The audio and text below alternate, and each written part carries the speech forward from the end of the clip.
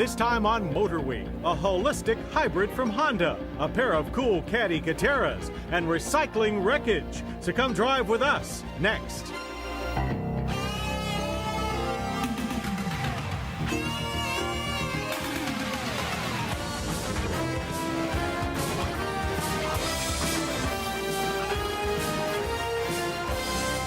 Motorweek, television's original automotive magazine, brought to you by Priceline.com.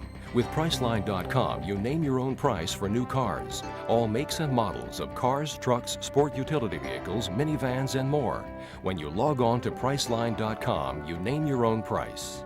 And by Pep Boys. No matter what you drive, Pep Boys has over 27,000 items in stock, virtually any part for any car with all the name brands you know. Plus, service bays staffed with ASC certified technicians.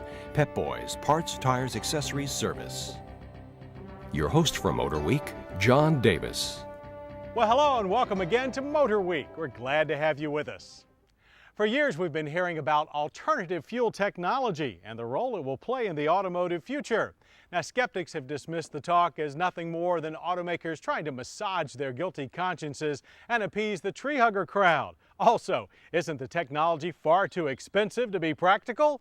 Well, the future is here, and the skeptics are wrong at least on one count.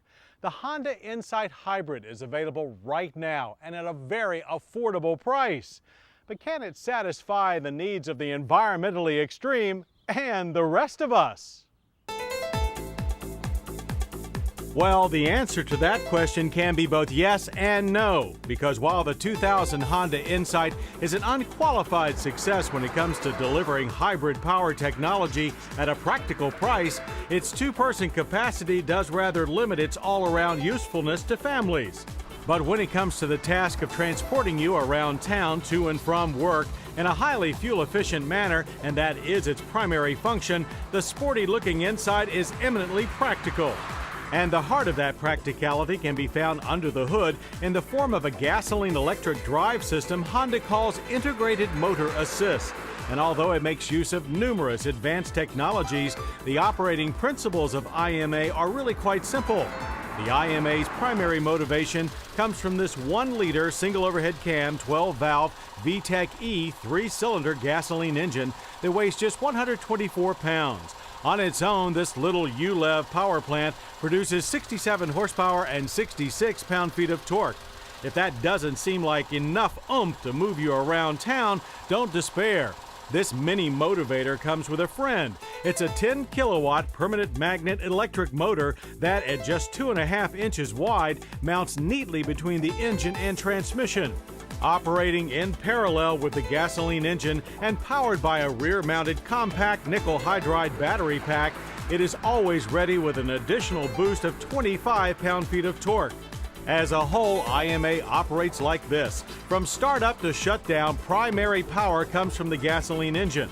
When moderate to heavy acceleration is called for, the electric motor automatically kicks in, providing the extra punch. When working together, total output of both gas and electric motors reaches 73 horsepower and 91 pound-feet of torque.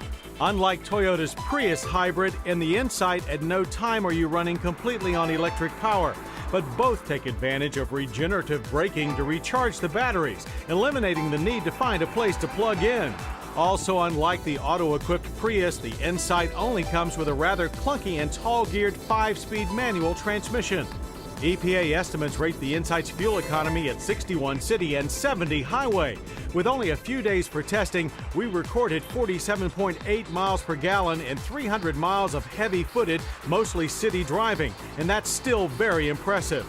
To further improve its stingy fuel economy, the Insight also has an idle stop mode that shuts the engine off at standstill while the trans is in neutral and the clutch disengaged. To resume power, simply engage the clutch and select first gear, and the car automatically restarts. Once up and running, we ran the Insight to 60 in 11.2 seconds, with the quarter mile passing in 18.1 seconds at 75 miles per hour.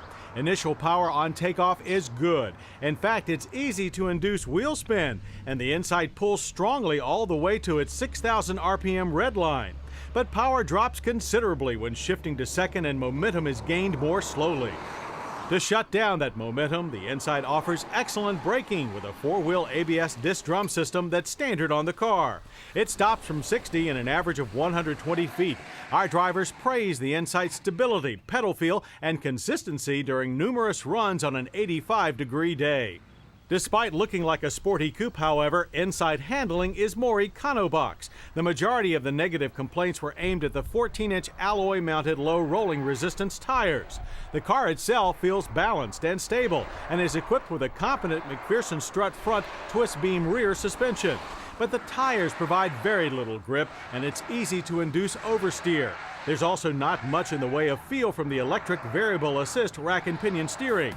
But out in normal traffic, the Insight has no problem holding its own. Power is plentiful for urban assaults, and out on the interstate, the Insight easily maintains 70 miles per hour. Although at those speeds, it does tend to wander a bit and is a little touchy when confronted with crosswinds. Honda recommends 65 as an ideal cruising speed. If the heart of the Insight is in its powertrain, then its soul can be found in its slippery styling and lightweight structure. And like the heart, it too is dedicated to squeezing long distances from a gallon of gas. Insight's aerodynamic design begins with a low rounded nose stretched over a 56.5-inch wide track, a look that is distinctly Honda. The bulbous headlamps are smoothly integrated into the rounded front fenders, which join the sharply raked windshield and flowing to the rear over a 94.5-inch wheelbase like a teardrop. Full advantage is taken of the teardrop shape by narrowing the rear track 4.3 inches to 52.2 and covering the rear wheels with funky-looking drag-reducing fender skirts. This aluminum body is wrapped around a cutting-edge, high-strength aluminum chassis and framework that surrounds a somewhat Spartan yet comfortable interior. Occupants sit in a pair of firm and thin manually operated bucket seats, with the driver facing a sporty-looking S2000 type steering wheel and a comprehensive and fun cluster of digital gauges that indicate everything from speed and fuel economy, gas and battery levels, to when the electric motor is kicking in and when the batteries are recharging. Our tester came with the optional air conditioning with automatic climate control. It works well without robbing the car's power and is a must-have in our book. The AM/FM cassette stereo below is just basic stuff, but it does great traffic reports. Storage throughout the cabin is adequate, and there's 5 cubic feet under the rear hatch behind the seats and another 1.5 in the storage compartment hidden in the rear floor. And just so you know, the Insight is not a bare-bones stripper. Power windows, door locks, and mirrors are standard. And so is the stripped-down base price of just $19,295. Our tester with the optional AC is still only $20,577. Who said hybrid technology isn't affordable? Plus, Honda has already pledged to put the Insight's powertrain into a larger, higher-volume Civic soon. The 2000 Honda Insight clearly shows what can be accomplished when hybrid technology is approached with a mainstream result in mind. And with plenty of competition on the horizon, Honda's not the only one thinking that way.